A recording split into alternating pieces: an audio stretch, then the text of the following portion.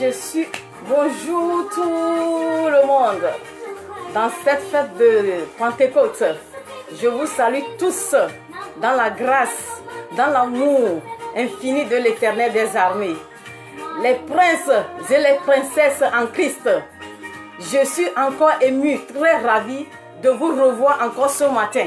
Oui, de vous revoir nombreux sur la ligne pour que nous puissions parler de la parole. Une parole qui vivifie, une parole qui nourrit l'esprit.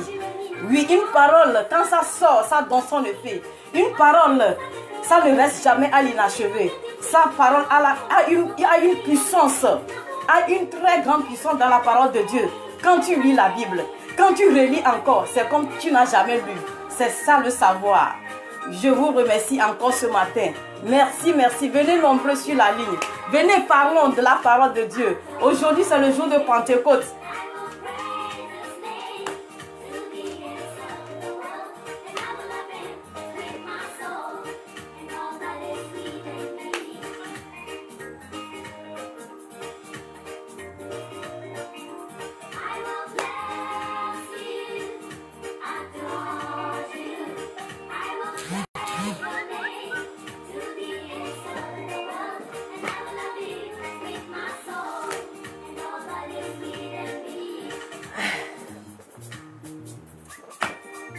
Merci tout le monde. Mon nom c'est Valérie Vomaou.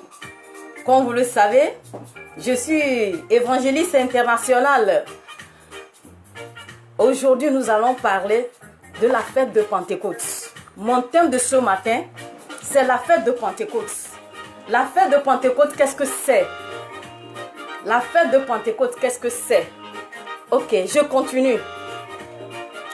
En fait, la fête de Pentecôte, c'est une fête qui est fêtée dans l'Ancien Testament en Israël. C'est-à-dire, je vais vous référer encore un peu plus loin. En Israël, les Israélites fêtaient 3 grandes fêtes que Dieu les a instaurées principalement. Il y a d'abord la fête de rachat et la fête des prémices, c'est-à-dire la fête des moissons pour honorer Dieu, et la fête des récoltes pour remercier Dieu pour les récoltes globales de l'année. La fête de rachat, qu'est-ce que c'est? La fête de rachat, je réfère aux chrétiens. La fête de rachat, c'est quand les Israélites, ils ont passé 400 ans en Égypte, dans la main de Pharaon, qui les maltraitait, qui les torturait. Et Dieu veut montrer sa puissance. Dieu a soulevé son bras vaillant pour récupérer tous ses enfants sur la terre des Égyptiens. Qu'est-ce qui s'est passé? Dieu les a instaurés. Dieu les a instaurés, oui, Dieu les a donné une direction. Je dis, toi qui m'écoutes ce matin, toi qui es en train d'écouter cette parole ce matin, écoute bien. Le sang de l'agneau a son importance dans l'Ancien Testament. Et dans le Nouveau Testament, c'est le sang de Christ.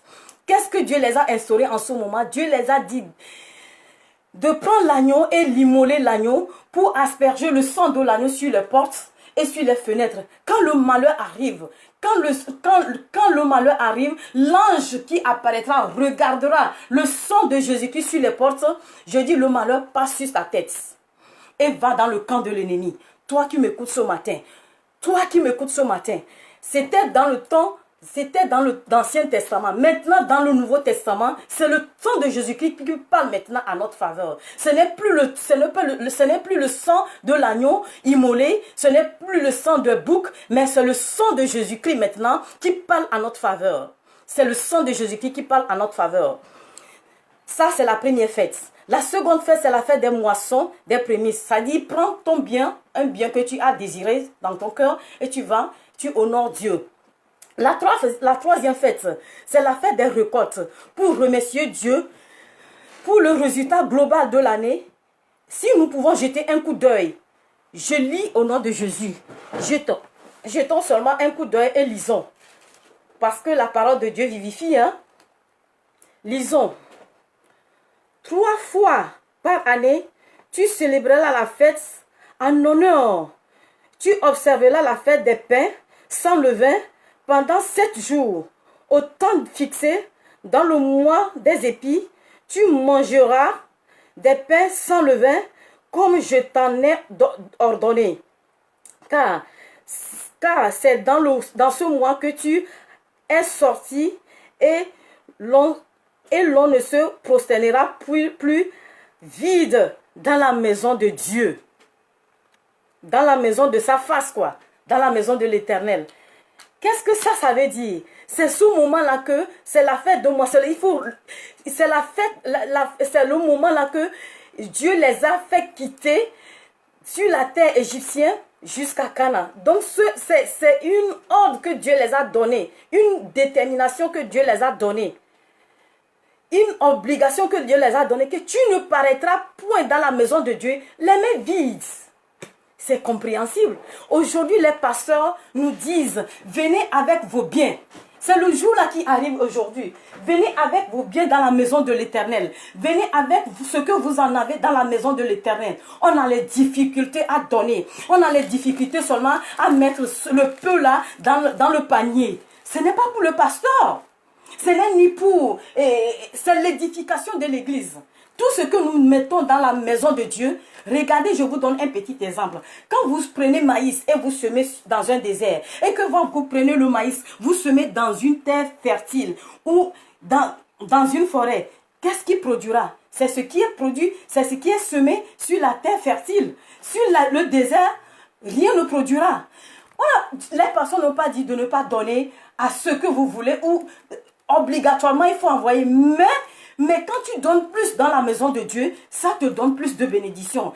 Dieu ouvre les sépulcres sur toi et que tu auras de bénédictions. Ce n'est pas pour le pasteur. Les biens que nous déposons dans la maison de l'Éternel, c'est pour l'Éternel. C'est pour l'édification. C'est pour l'édification de Dieu. On dit Dieu les a recommandés d'apporter les récoltes de l'année dans la maison de Dieu. Pourquoi Dieu les a recommandés? Parce que Dieu sait que quand vous venez, qu'est-ce que moi j'ai à donner à Dieu? Je n'ai rien à donner à Dieu, c'est mon cœur. Qu'est-ce que toi tu as donné à Dieu? C'est ton cœur. Mais Dieu a dit, venez avec vos biens dans la maison de l'Éternel. Ce n'est pas par hasard, parce qu'il sait que dans la maison de l'Éternel, quand tu en donneras, tu en auras encore plus. Et tu en auras encore plus. Jette ton pain dans l'eau et tu verras que le pain que tu as jeté dans l'eau te reviendra. Donne dans la maison de Dieu, que Dieu ouvre les sépulcres du ciel pour que tu puisses avoir la bénédiction. Dieu les a recommandés, c'est une recommandation. Maintenant, la fête de Pentecôte, qu'est-ce que c'est maintenant? La fête de Pentecôte, l'origine de la fête de Pentecôte, bibliquement parlant, la fête de Pentecôte, c'est une fête juive, c'est une fête chrétienne. Dans l'Ancien Testament, c'est une fête chrétienne qui vient du mot Pentekos, qui veut dire 50e jour après la Pâque. 50e jour après la Pâque. Dieu les a donné une recommandation formelle que après ça, venez dans la maison et déposez vos biens pour une reconnaissance. Quand quelqu'un te donne quelque chose, quand tu reviens, dis merci. Vous voyez la personne encore contente là et il te donne de plus. Il vaut mieux de regarder la vieille femme. Pendant milliers de personnes qui sont à l'église, les gens ils sont très riches, ils ont apporté de l'or, de diamants, de beaucoup de choses. Mais la vieille femme, le minimum de peu d'argent qu'elle a, elle a déposé ça dans le panier. Et Jésus-Christ, qu'est-ce que Jésus-Christ a dit? Jésus-Christ a dit que c'est cette vieille femme-là qui a donné de plus. La façon de donner vaut mieux que ce que l'on donne. La façon de donner vaut mieux que ce que l'on donne. C'est pour cette raison, quand tu donnes, tu as plus de bénédictions quand tu reçois. La personne qui donne a plus de bénédictions plus que ce que tu reçois. Tu reçois, tu reçois, tu reçois. Tu n'as pas de bénédiction comme si tu donnes. Donc, la façon de donner vaut mieux que ce que l'on donne. Donne. Aujourd'hui, je t'informe aujourd'hui que si le peu que tu as dans toute l'année que tu as, emporte ça dans le panier, dans la maison de l'Éternel. Tu verras que les sépulcres du ciel ouvrira sur toi. Oui, il y a des sacrifices à faire dans la vie pour que les cieux ouvrent, pour que tout ce que tu cherches dans ton cœur, tu le verras. Donc aujourd'hui, je parle particulièrement de Pentecôte. Pentecôte dans la nouvelle alliance, c'est quoi? Ça, c'est dans l'ancienne alliance. La Pentecôte dans la nouvelle alliance, c'est quoi? La Pentecôte, c'est, en fait, dans l'Ancien Testament, c'est les Juifs qui étaient déportés, je reviens, c'est les Juifs qui étaient déportés en Babylone un peu partout dans le monde. Vous savez, les Israélites, c'est les peuples ourides. Dieu les a expurgés un peu partout parce qu'ils n'ont pas reçu. Donc, c'est les Juifs qui étaient trop déportés un peu partout. Ce sont ces Juifs-là qui reviennent chaque année. Chaque année, ils reviennent ils reviennent en Israël. Le peu d'argent qu'ils ont fait à l'étranger, toi qui m'écoutes aujourd'hui, tu es diaspora. Le peu d'argent que tu as fait dans toute l'année, ils reviennent avec un contentement, ils reviennent avec un cœur vaillant parce qu'ils veulent donner. La façon de donner, je vais répéter, la façon de donner vaut mieux que ce que l'on donne. Donc, ils ont déposé ce qu'ils ont dans la maison de l'Éternel. Ils sont venus nombreux. Et sur cette route qui est dans la maison haute, qu'est-ce qui s'est passé? Donc, quand ils revenaient, moi, j'ai le roman. Ce n'est pas écrit dans la Bible, mais j'ai le roman. J'ai le roman, c'est-à-dire que quand le Christ était venu sur la terre, il les avait promis qu'il enverra l'Esprit Saint, le Consolateur. Et quand ils étaient nombreux dans le cœur vaillant en donnant ce don à Dieu, Dieu c'est le sondeur des cœurs et des reins. Donc Dieu, en venant avec ton bien dans la maison, dans sa maison, il va ouvrir les sépulcres. Ça dit qu'il a regardé, dit, ceux-là, il faut que je me rappelle de la promesse que je les avais fait dans le passé, pour que j'envoie l'Esprit Saint. Et ce jour-là, l'Esprit Saint les a saisis. L'Esprit Saint les a saisis. C'est ce jour-là que l'Esprit Saint les a saisis. Donc la fête de Pentecôte se faisait dans l'Ancien Testament. Maintenant, dans la Nouvelle Alliance, ce jour est une effusion de Saint-Esprit. Sa référence, la Pentecôte actuelle maintenant que nous faisons, c'est quoi? La Pentecôte actuelle que nous faisons maintenant a référence à l'effusion du Saint-Esprit. Après 50e jour de la Pâque, ça dit que quoi? Quand Dieu les a promis, quand Dieu les a fait cette promesse, quand Jésus-Christ les a fait cette promesse en envoyant le Consolateur, il a exécuté cette promesse ce jour-là. Donc cette promesse a été accomplie le jour de la Pentecôte, c'est-à-dire le 50e jour. Le 50e jour après la mort du Christ. Le 50e jour après la mort du Christ. Donc, cette coïncidé, effusion, on dit effusion, cette coïncidé avec le Saint-Esprit dans la chambre haute. Lisons. Et ils se sont rassemblés. Lisons la parole. Les disciples étaient rassemblés dans la chambre haute. Et d'un seul coup, l'Esprit Saint est répandu sur eux. Lisons dans Acte 2, verset 1 à 8. Lisons la parole. Acte 2, verset 1 à 8. Le jour de la Pentecôte ils étaient tous dans la chambre. Ils étaient tous dans le même lieu. Tout à coup, il vint du ciel un bruit comme celui d'un vent impétueux et il remplit toute la maison où ils étaient assis. Des langues semblables à des langues de feu leur apparurent, séparées les uns les autres, et se prosternèrent sur chacun d'eux. Ils furent tous remplis du Saint-Esprit et se mirent à parler en d'autres langues, selon que l'Esprit leur donnait de s'exprimer. Vous voyez, c'est ça, c'est ce que Jésus-Christ a tenu ses promesses. Il a envoyé le Consolateur ce jour-là, le jour qu'ils revenaient ensemble pour fêter la fête dans l'amour, dans une union, dans une chambre haute. C'est en ce moment-là que l'Esprit Saint est descendu sur eux et les a donné l'esprit de feu. L'esprit de feu est de parler de différentes langues. Des différentes langues. Dans la prochaine épisode, nous parlerons qu'est-ce que c'est que la langue. Toi qui m'écoutes ce matin en Christ, ou tu n'as pas encore reçu Christ, c'est le moment que tu reçois le Christ. C'est le moment propice que tu puisses recevoir le Christ. Parce que le Christ est la source de ta vie. Sans le Christ, tu n'es rien. Quand tu reçois Christ, surtout au jour d'aujourd'hui, je te dis que tu es sauvé. Ton nom est écrit automatiquement. Je dis automatiquement dans le livre de vie. Et maintenant, quand le feu de l'Esprit Saint va te remplir et va te couvrir de son Esprit Saint, c'est en ce moment que tu pouvais faire c'est en ce moment que tu pouvais déplacer les montagnes, tu pouvais faire les miracles. Toi qui m'écoutes ce matin, je ne sais pas ce que tu es en train de traverser. Je ne sais pas ce que tu es en train d'endurer. Mais je te rassure, par la parole divine, par le sang de Jésus-Christ, que je te déclare sur ta vie que tout ce que tu es en train de traverser maintenant, la puissance du feu de Saint-Esprit emballe et fait anéantir toutes les négativités sur ta route. Toi qui n'as pas encore reçu Jésus-Christ, maintenant il est le temps de recevoir Jésus-Christ si tu m'écoutes. Écoute-moi et reçois Jésus-Christ parce que Jésus-Christ est la source de la vie. Jésus-Christ est la source de ta vie. Jésus-Christ est la source de ta naissance. Quand tu le reçois,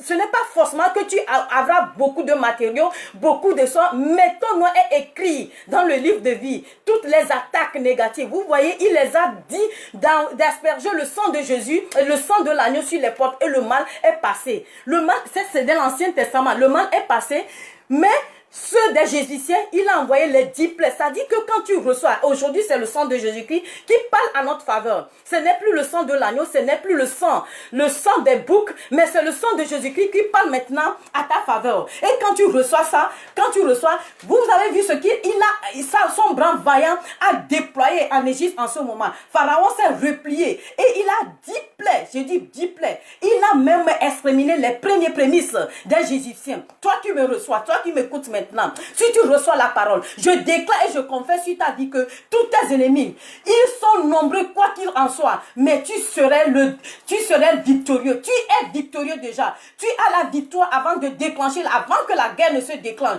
Toi, tu as déjà la victoire. Il faut être en sûr. Il faut être rassuré par le sang de Jésus-Christ. Le sang de Jésus-Christ qui a parlé sur le mois de Calvaire, te déclare innocent partout où tu passes au nom de Jésus-Christ de Nazareth. Toi qui n'as pas enfanté, toi qui n'as pas encore enfanté, toi qui es en train de traverser, toi qui as un problème de papier, quoi que ce soit, je te déclare sur ta vie au nom de Jésus, par le feu de Pentecôte. Marokashi Kadabariama, Regere Mayema Shama, Ligara Mashekasha Karaba, Trasalabande, Merekeke et Marekashi Chacha, La Kotoriama, Soprorodo, Marekashi Karabaya, Legere Mayema Kama, Maso Kotoriama, Rabuni Kurima Kama, Legere Mayema Shama. Je déclare sur ta vie au nom de Jésus que tu es victorieux. Je déclare sur ta vie que tu reçois Jésus-Christ. Tu auras plus de bénédictions. Je déclare sur ta vie que tout ce qui est caché dans l'obscurité, que le feu de Saint-Esprit qui a saisi dans la chambre haute, je déclare sur ta vie aujourd'hui que toutes les portes s'ouvrent et que toute l'obscurité prend sa fuite, que la malédiction prend sa fuite, que tout ce que tu n'as pas réalisé pendant des années, quand tu déposes le mien aujourd'hui, il faut faire l'exercice ce matin. Il faut défier Dieu ce matin. Tu vas dans ta maison, tu déposes dans le panier de Jésus et tu lui dis que toi, tu as déclaré, tu nous as donné une recommandation formelle. Maintenant, je signe alliance avec toi. Je dépose ça dans ton panier. Fais quelque chose. Tu verras qu'il va ouvrir les sépulcres. Je prie au nom de Jésus. Nous allons parler la langue dans la prochaine occasion. Je vous remercie tous. Que le sang de Jésus-Christ vous protège. Que le feu de Saint-Esprit vous protège ce matin. Et que vos routes soient protégées par le Saint-Esprit. Vos allées et vos retours soient accompagnés de Saint-Esprit. Dans le nom de Jésus. Amen.